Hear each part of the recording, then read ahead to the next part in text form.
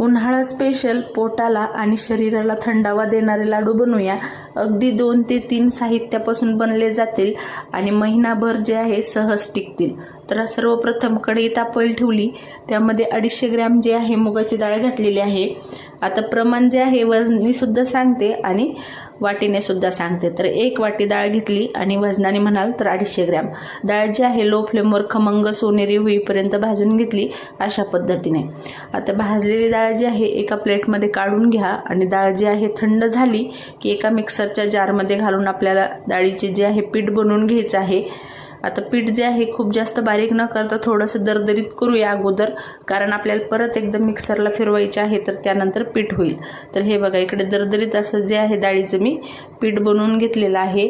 आता हे जे आहे आपण तुपामध्ये थोडंसं भाजून सुद्धा घेऊया, कारण जेवढी पण आपण डाळ भाजतो तर ती आतमध्ये पर्यंत भाजली जात नाही, त्यामुळं परत एकदा पिठाला थोडंसं भाजून घेऊया। तर इकडे कढई घेतली, परत त्यामध्ये 2 चमचे तूप घातलेलं आहे आणि हे जे लाडू आहे आपण अगदी 2च चमच्यापासून बनवणार आहोत।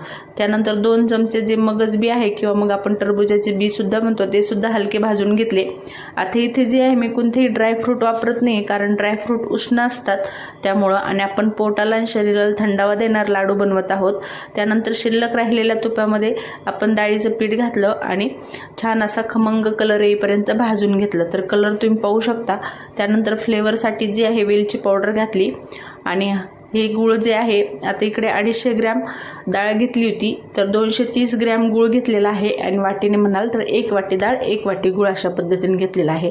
गॅसची फ्लेम ऑफ करायची, त्यानंतर गूळ घातला आणि गूळ जो आहे डाळीच्या पिठामध्ये मिक्स केला। आता तुम्ही म्हणाल की गूळ जो आहे उष्ण असतो मग कसं काय, पण आपण जे आहे पूर्वीपासून आपल्या आई आजी जे आहे गुळाचं सेवन अधिक प्रमाणात करत आलेले आहे आणि गूळ उष्ण जरी असला तरी तो कुठल्याही थंड पदार्थामध्ये जाऊन जो आहे तो थंड होतो, त्यामुळे गुळाचं इथे उष्णतेचं अजिबात काही काम नाहीये। त्यानंतर गुळ आणि जे आपलं डाळीचं पीठ होतं मिक्सरमध्ये घातलं आणि परत एकदा 3 ते 4 वेळेस भुरकन असं चालू बंद करत जे आहे अशा पद्धतीने पीठ मी परत एकदा करून घेतलं। तुम्ही हवं तर किसलेला गूळ घातला तर मग तुम्हाला मिक्सरला घालायची गरज पडणार नाही।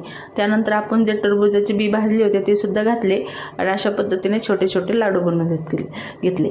तर इकडे जे आहे लाडू 10 ते 11 लाडू जे आहे सहज तयार झालेले आहे 250 ग्रॅम डाळीमध्ये। सविस्तर व्हिडिओ पाहण्यासाठी किंवा मग सविस्तर रेसिपी पाहण्यासाठी खाली दिलेल्या त्रिकोणी बटनावर क्लिक करा आणि या उन्हाळ्यामध्ये शरीराला पोटाला थंडावे देणारे असे हे मूग डाळीचे लाडू एकदा नक्की ट्राय करा। रेसिपी आवडली असेल तर लाईक शेअर सबस्क्राईब करायला अजिबात विसरू नका, म्हणजे अशा सोप्या घरगुती साहित्यातल्या रेसिपी पाहायला मिळतील।